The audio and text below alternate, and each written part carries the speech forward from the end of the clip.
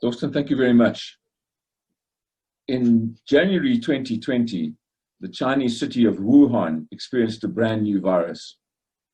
By the end of that month, the World Health Organization had declared a global health crisis. Within 2 months, it was upgraded to the ominous name of pandemic. The pandemic arrived on South African shores in early March. By the end of that month, our government had imposed a severe lockdown. This lockdown interrupted most normal patterns of human interaction. It also interrupted most forms of economic activity. Economic stress was then added to the fear of both contracting and dying from COVID-19. Television and social media were filled with grim pictures of overwhelmed hospitals, temporary mortuaries, makeshift cemeteries, at first elsewhere, and then right here. And right here, children could no longer visit, see, or touch their elderly parents. The older persons could no longer see or touch their grandchildren. Everyone could no longer see their friends. Streets and malls became ghostly. The homeless and the hungry multiplied. And fear and confusion also multiplied. What was this new virus? How did it spread? How could we prevent becoming infected? What were the symptoms? Other human beings became for us the vectors of disease and death. Those who tested positive carried a stigma as well as a virus.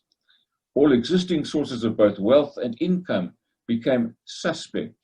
Work was dangerous, travel impossible, human contact both dangerous and difficult. I think we can describe the first 8 months of 2020 as indeed impossible times. What meaning can we give the word courage in such impossible times? Now, as a child, courage conjured for me the boy standing on the burning bridge, the boy about to do something heroic. It spoke of a leading role in a most dramatic kind of action movie. In my subsequent life, I've been presented with many difficult and dangerous situations. I often found myself faced with a choice between right and wrong actions.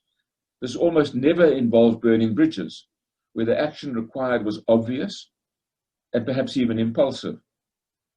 Now the choices are infinitely more ambiguous: to speak up or remain silent, to challenge or collude, to exit or to remain. As I experienced life in these shades of grey, my concept of courage became more and more informed by the writings of Dietrich Bonhoeffer. Here was a man living through impossible times. Within days of being appointed Chancellor as head of a minority party in a coalition government, Adolf Hitler produced a pandemic of change. Multi-party democracy was abolished within weeks. Trade unions were outlawed. The Weimar Constitution simply obliterated. And the German state and society, in all its robust diversity, was rapidly absorbed into the bosom of the National Socialist movement that Hitler both led and also personified. And equally quickly, a genocidal campaign to exterminate Jewish Germans began.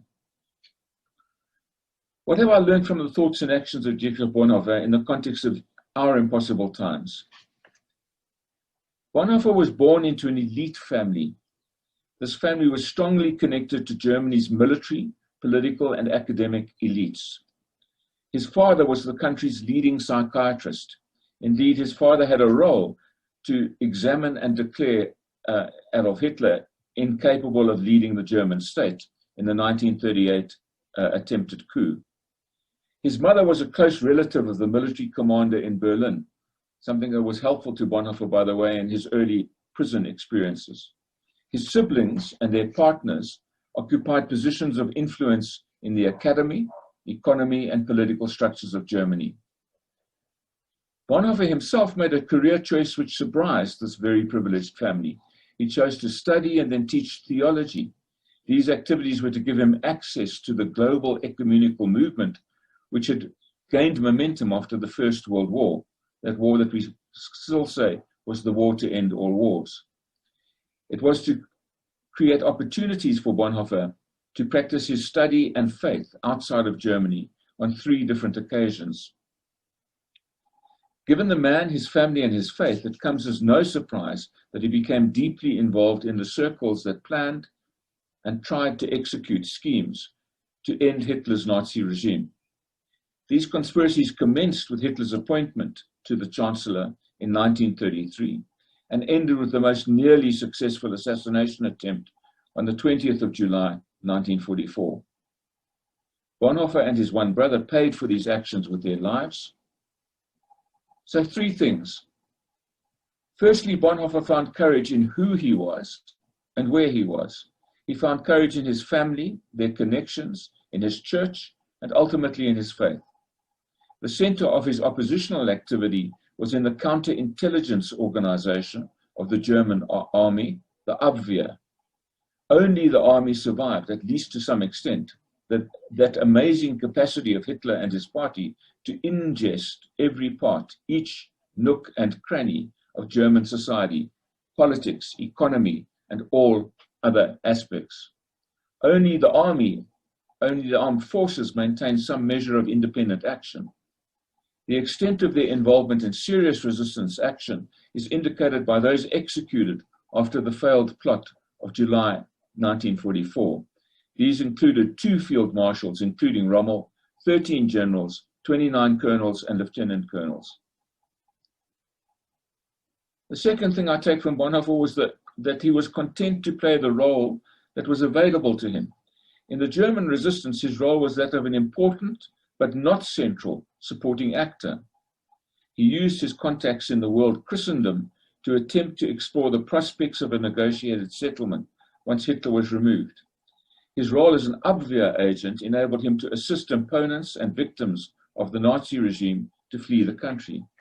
His arrest late in 1943 was in fact for breaches of Germany's foreign exchange control rules. His execution followed the discovery of his much deeper involvement with the attempted assassination of the 20th of July, 1944. Thirdly, Bonhoeffer was willing to suffer failure, grieve, and then carry on. The attempt to create a Lutheran church that defied Hitler, in which Bonhoeffer was a leading role, failed. His attempt to find international allies for those in Germany willing to defy Hitler also failed. The 2 most developed plots to remove Hitler, 1938, undone by the Munich Accord, and July 1944, failed. Did these failures induce despair? Bonhoeffer's writing certainly suggests so. Did he consider surrender and exit? More than consider. On at least 4 occasions in his short life, Bonhoeffer left Germany.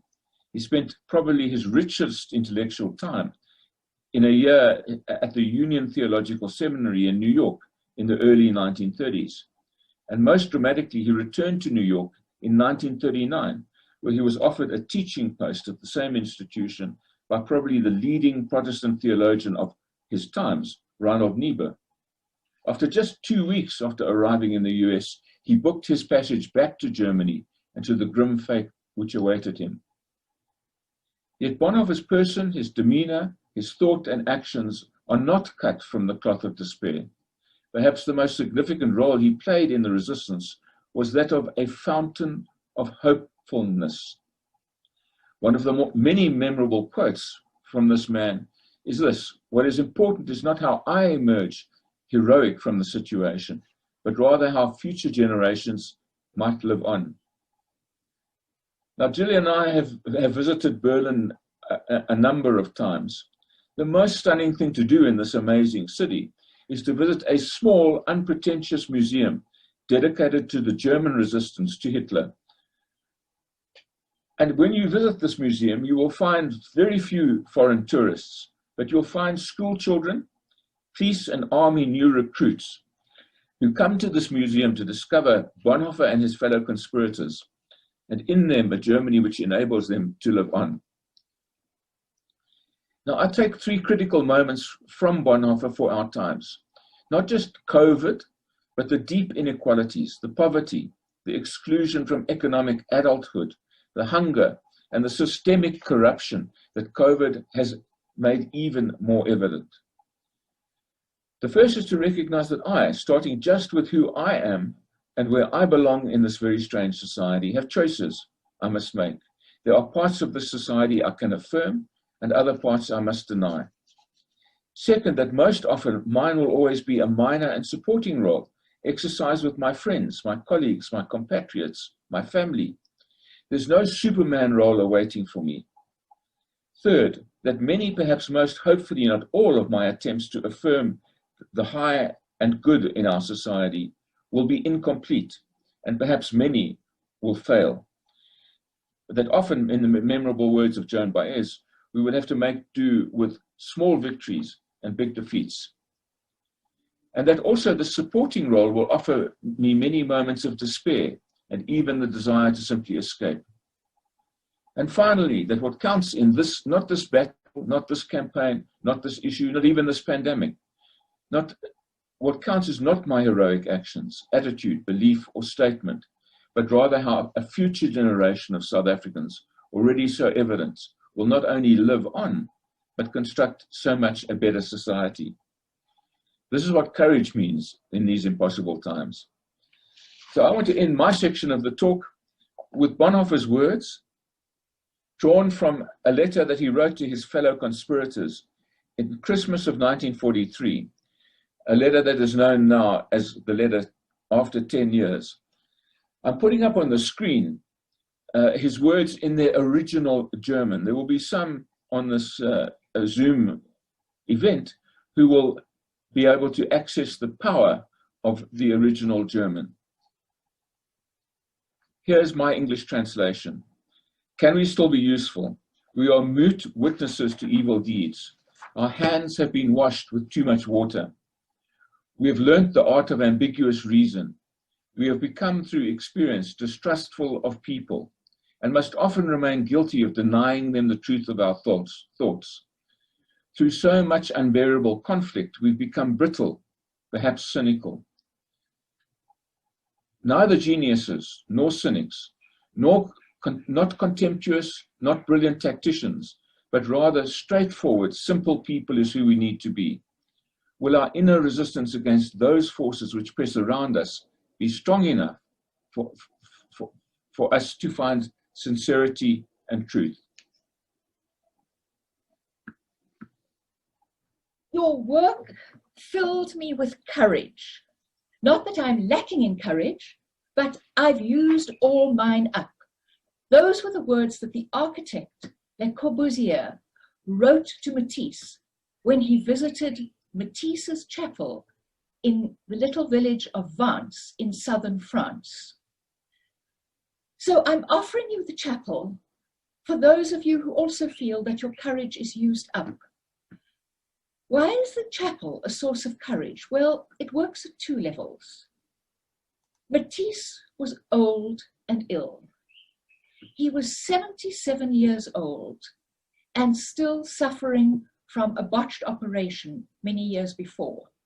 The only way he could paint was to build a kind of throne of boxes, put a chair on top of it, tie charcoal to the end of a broomstick, and work drawing with the charcoal on paper on the walls of his studio.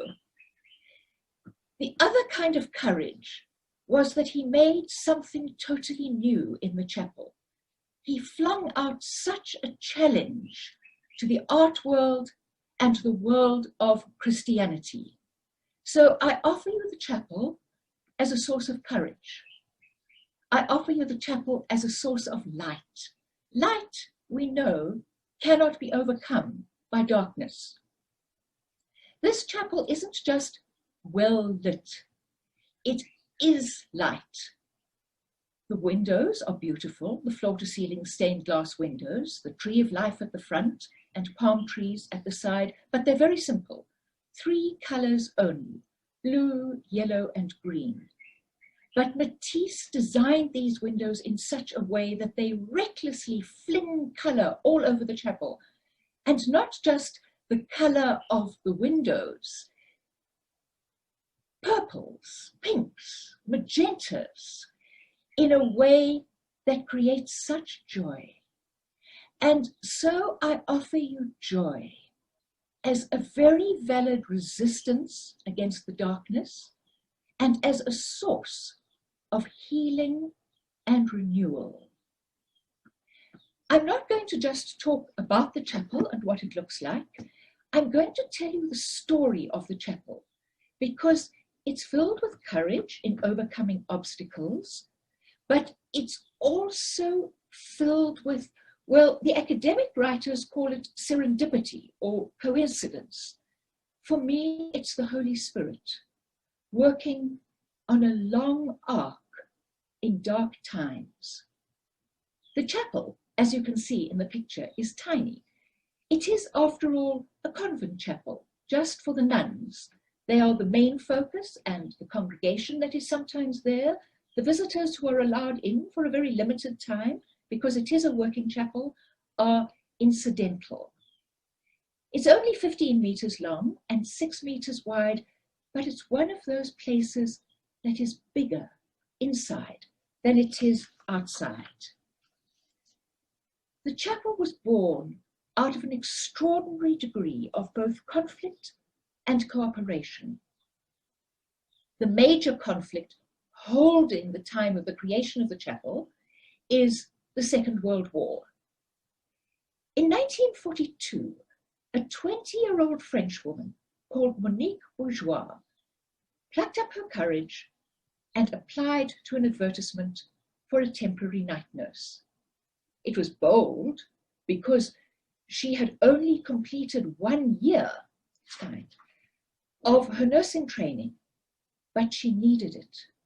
Her family had been displaced from Metz to Nice. Her father was a soldier in the French army, and he died of his wounds at the beginning of that year. Monique was the eldest in the family, and she needed to earn the money. So she applied as a night nurse and was accepted to look after Matisse, who was recovering from botched surgery the previous year for intestinal cancer. They became good friends, but then Monique had a calling, and she left Nice to join an order of Dominican nuns. The war took a hand again, and Matisse left Nice in 1943, both because of heavy Allied bombing and because he was afraid the Germans would move into the building he was living in.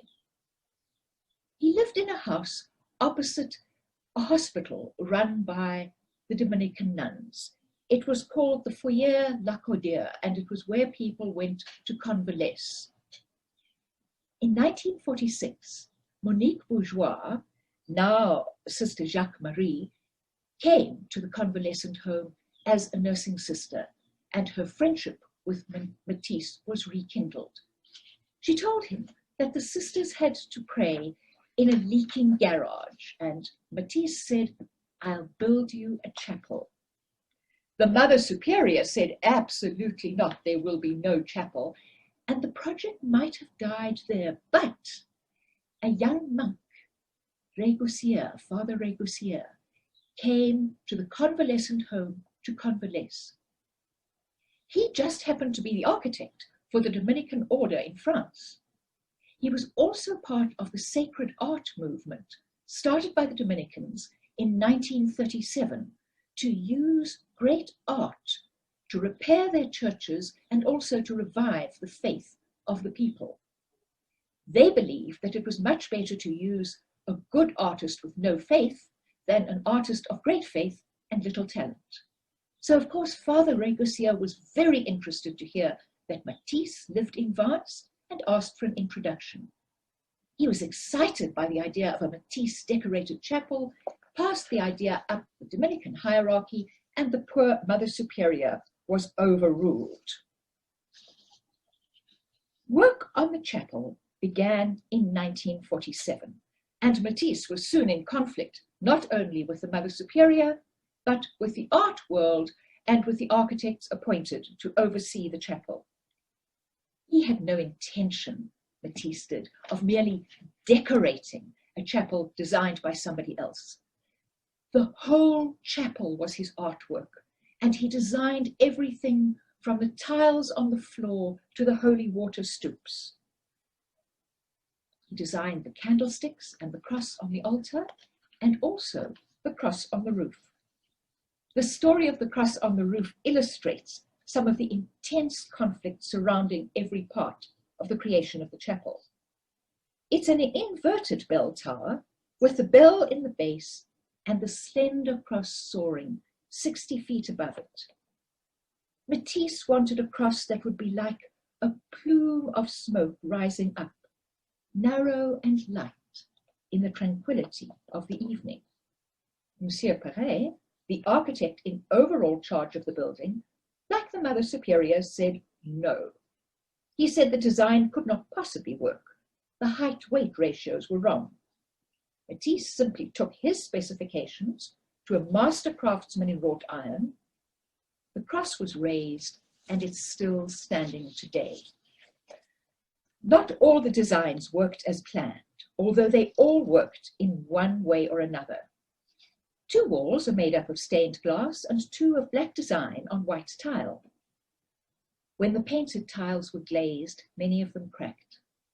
It couldn't be redone. The tiles went up on the wall, cracks and all. When I look at them, I think that the cracks make these pictures even more poignant. The broken world is with us, even in the heart of this oasis of light and peace. Picasso visited Matisse to commiserate with him when he heard about the cracked tiles. This was important because Picasso had written a furious letter when he heard that Matisse had begun work on a chapel. How dare Matisse do this when he didn't believe in God, asked Picasso.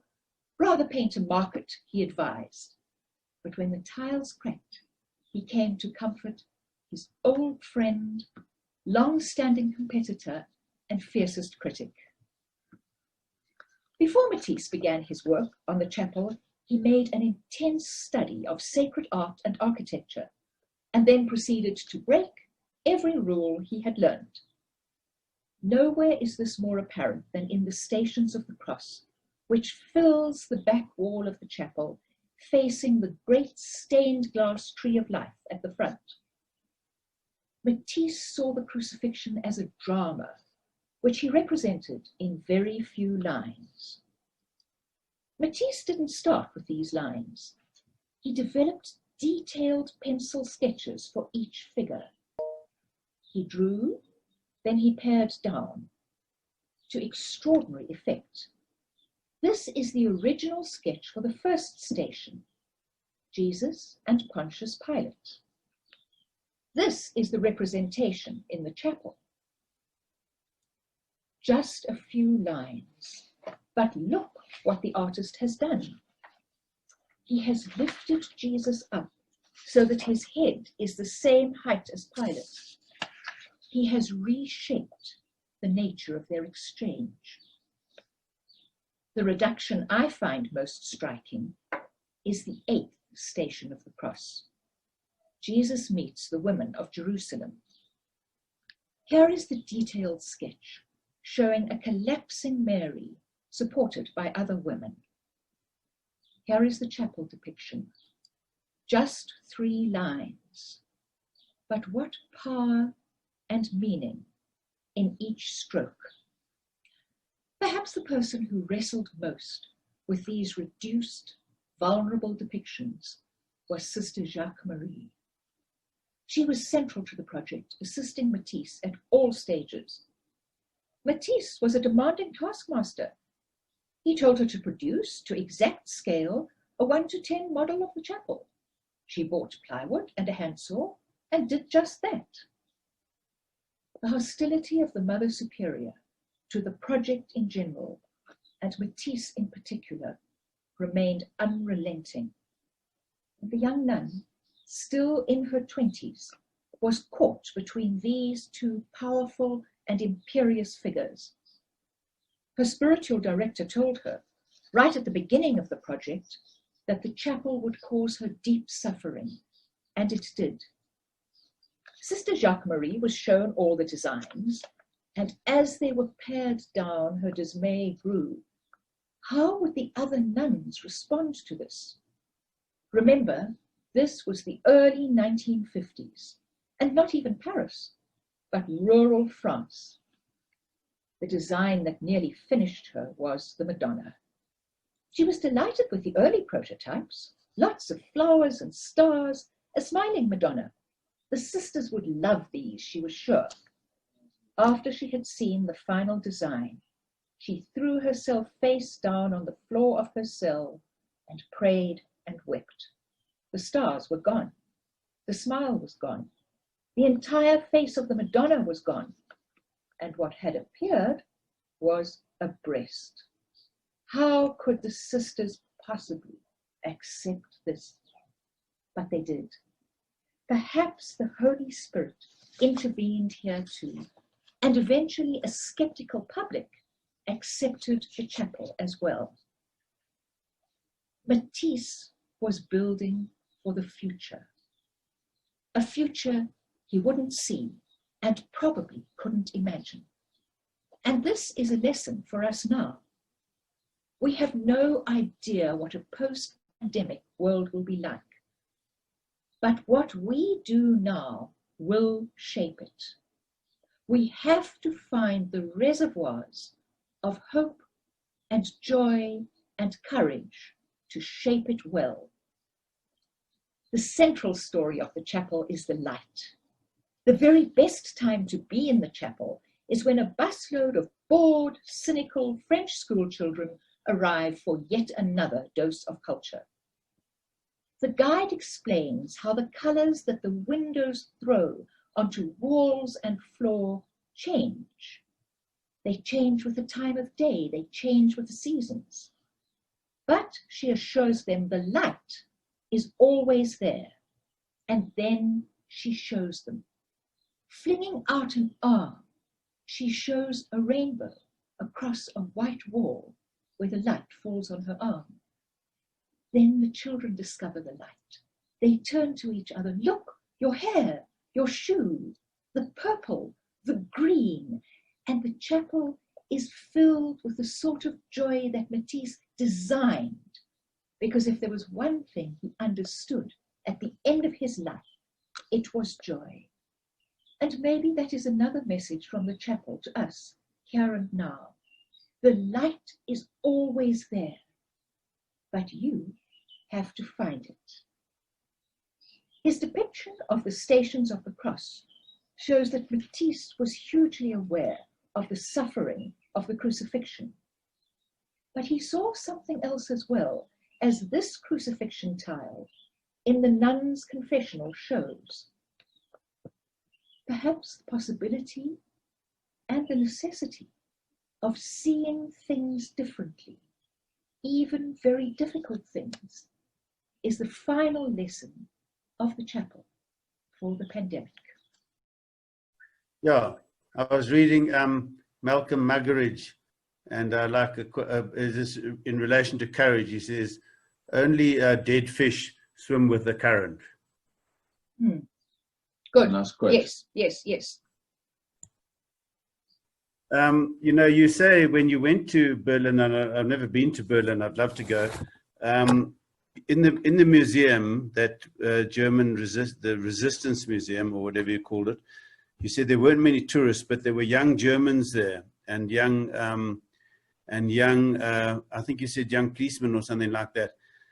But I'd like you to elaborate on that, because this is the context that I want to elaborate with. When my wife and I went and visited some of the war graves on the Normandy coast, it was quite interesting, the contrast between the victors' graves, if you like, the American and British graves, where there was a lot about they gave their lives to preserve freedom and all that, which is all fair go, because, you know, especially for the mothers of the dead, you have to have a reason for your child dying. So there was, but the German equivalent, the German war graves were humble. They didn't have the sort of the narrative of victory.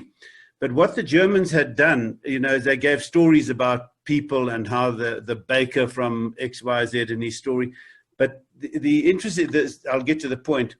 The German university students were the people that looked after those graves. They almost did it as a holiday job. It was a rite of passage for young Germans to come to their German graves and do the maintenance on them. And that was a sort of instructive, cathartic, visceral thing for them to do. So I just wanted you to comment on what you saw in that Berlin museum. Yeah, look, there are a number of things about this museum. Firstly, it's incredibly hard to find. It's not really covered in most of the tour guides to Berlin. Secondly, it actually is located in the headquarters of the German Abwehr, one of the very, very few buildings that was not destroyed either by the Allied bombing or by the Russian mortar attacks in the final battle for Berlin.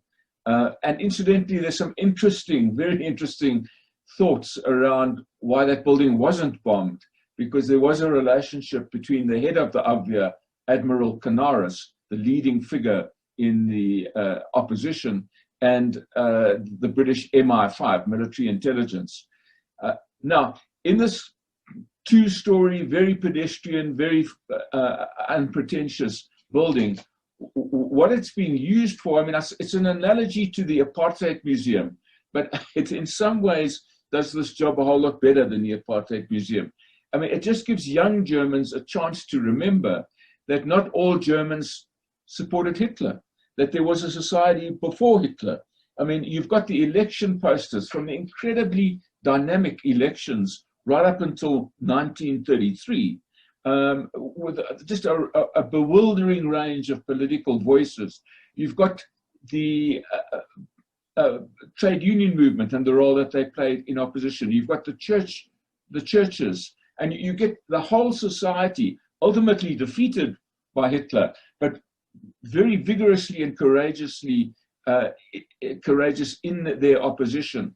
And just watching, as I say, school students, university students, and cadets for the police and the army, I think this was just a reminder that Hitler was not the only legacy that they had. There was another legacy. And it was actually very moving in the same way that the children discovering the light in the chapel was a reminder that what the past can mean to a new generation and how they can take that past and reshape it. What I would like to follow up on is Gillian's comment about building for the future, because I think what we don't really want is a return to what we had before, which was very unequal society. And I love the idea of us being architects or, I don't know, foot soldiers or something in something going forward. And I would love to hear different views about how we can, in our small ways, be a tiny person to build for the future. Thank you. I'd love to hear other people's views on this, Olwen. I don't have a cut and dried view. What I want to say about Matisse was that he did new things, but he built on existing currents. For example, the altar is, the priest stands behind the altar, and this was before Vatican II. But it wasn't totally new. There was a movement called the dialogue movement, which was starting to put priests behind altars. So he was very alert to the small currents of change that were already there in the society, and he built on those. He was very inclusive. The door of the confessional incorporates a lot of Moroccan designs. There are crescent moons in the cross, which was unheard of. So he included and he innovated. And he couldn't have done it without the Holy Spirit and without help from extraordinary people. The monk architect, Father Ray Garcia, removed himself from the project because he and Matisse simply couldn't see eye to eye. But he was there when he was needed to get this train on the tracks. I'd love to hear what other people think about what it is that we can do. Perhaps even envisioning a different future and praying for it every day is something that we can do. I do like the idea of building on something that's already there, but it does require someone to be quite aware of what is there. Well, maybe there is part of your answer. We need to listen.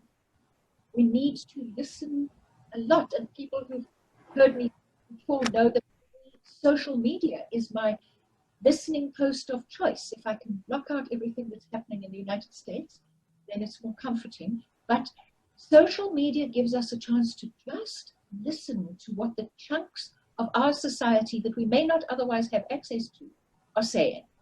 We need to be with people in one way or another who are not carbon copies of ourselves, or we won't pick up these currents. There's a challenge. I'm not into social media. I'm just saying what works for me. There are many other routes. Newspapers, if you read Gillian and the Sowetan, as well as whatever your newspaper is. And the internet gives us lots of opportunities to eavesdrop. But if the voices we're hearing sound like us, believe what we believe, live in the same places as we have the same income as us, then we're not hearing enough to really build a different future. It was wonderful listening to you. And what I encounter is so many people feeling powerless and therefore also hopeless. And that then opens a way to conspiracies beyond your wildest imagination. And I think what I take from this morning is every one of us can play a role, however small it seems. Is we have contact with people around us, we carry the light, you mentioned the Holy Spirit, and pray. And that those are the little streams becoming a big river that I think we can take from this and have a vision about life beyond the pandemic. It was wonderful listening to you. Thanks.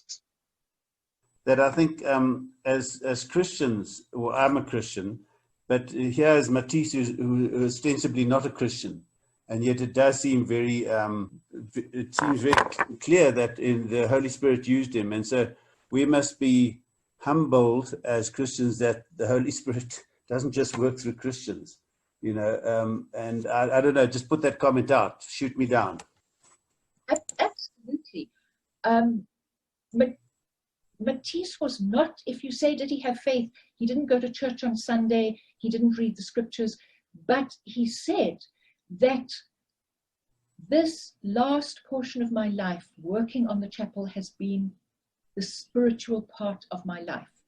He said, do I believe in God when I am painting? I do.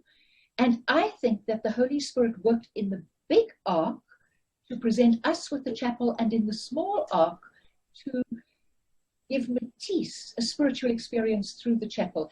He had a meditation on the Stations of the Cross read to him every day when he was working on the Stations of the Cross. And if you look at the chapel, you know, there's that line, I think it's Yeats, that says the center doesn't hold, the falcon doesn't hear the falconer. Matisse heard the falconer. There is no doubt in my mind of that. And look, just to the question of how can one live with courage and hope in the pandemic, I mean, I think literally each one of us, and I guess it's each one of 7 billion people actually, is confronted with the choice. Do we only respond to the fear of the pandemic? Do we only see our fellow human beings as vectors of disease and death? How do we make the choices about how we relate to people, how we want our society to be organized? You know, what I observe, and it distresses me greatly, is the emergence of an even more two-tier society in South Africa than we had before. Those who can work from home and those who don't. There must be American technology that can tell us if there are people living in the mansions, the financial services mansions in Sandton. I mean, the buildings of the banks, of the lawyers, of Sasol. Increasingly, I find, you know, the executive part of our society is staying at home and working remotely, whereas those who cannot work from home are literally on the front line. So it's firstly seeing these distinctions, but you know, then we've got to learn to live with a realistic fear of the of the pandemic, because it is there. And this is something, both Jill and I have had this disease, and it's real. But then we've got to not live only with fear, but also with a hopefulness that there is a society that's more important than the pandemic, and that we can infuse, our families, our friends, the people that we have contact with a belief in a society that goes beyond the pandemic and indeed can become better than what we have now. It's interesting that both Bonhoeffer and Matisse chose to be in their countries during a war. Bonhoeffer came back. Matisse was asked many times, why don't you leave France? He said, if everyone of value leaves France, what is left of France? So it's to stay, and to stay well, to see what's beautiful and to share it, to see what's funny and to share it, to live well. I do a very small thing, and I still don't understand why it matters, but it seems that it matters.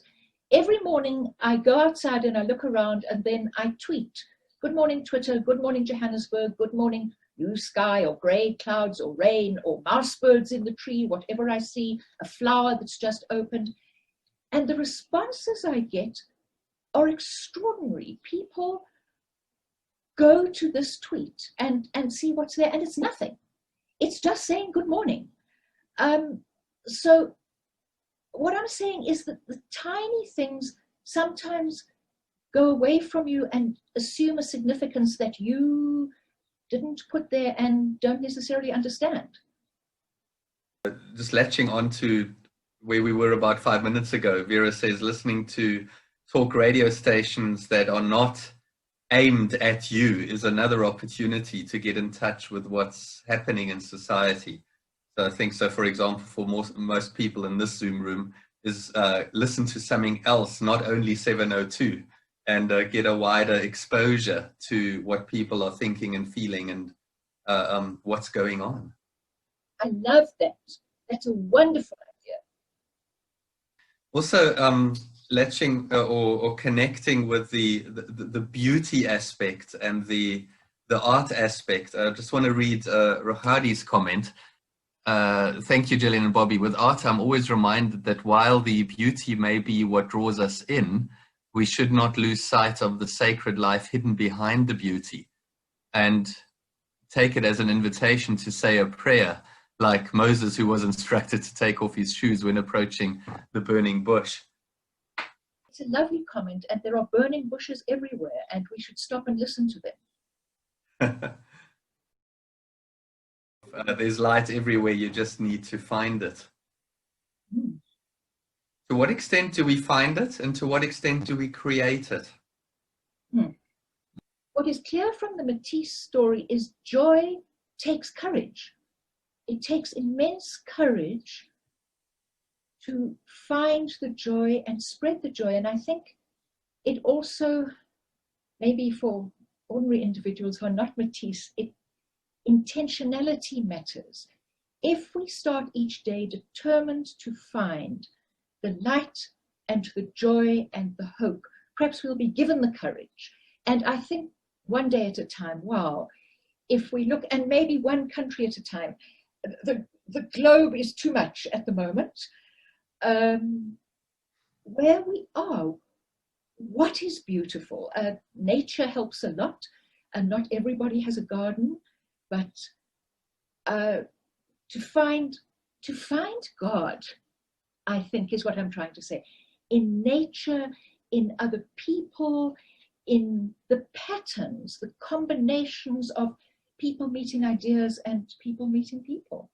I'll make a quick observation just of the level at which I think we observe what's going on in the world is, I think, actually very complicated because of something like social media, because you can really observe what's happening on the other side of the globe. But I think there is a level of selection that needs to take place because there's just too much you can observe. And I do think I'm aware of trying to expose myself to people who have a completely different background, and I find that interesting as well. But ultimately, I'm also aware of the fact that even in my physical environment, I probably have more variety than the group of people that I get exposure to online or through social media. And both of these individuals that you spoke about this morning were very involved in their local community. And this is an interesting shift, for better or worse. Maybe it's just, to me, I feel like there is a loss in a certain way, because if in your physical environment, you cannot choose who is there, but in your virtual environment, you can. And to some extent, all of us do. Even when we choose variety, it's still kind of calibrated by us. So just an observation on that. Bobby, Gillian, thank you so much for what you've done for us this morning. I think you can see you've really, I think, stimulated some discussion around, well, two things. On the one hand, the beauty and its role, and on the other hand, what do we do just practically and daily, and of course how the one affects the other and catalyzes the other as well. So for that, we thank you. Thanks for inviting us, Torsten.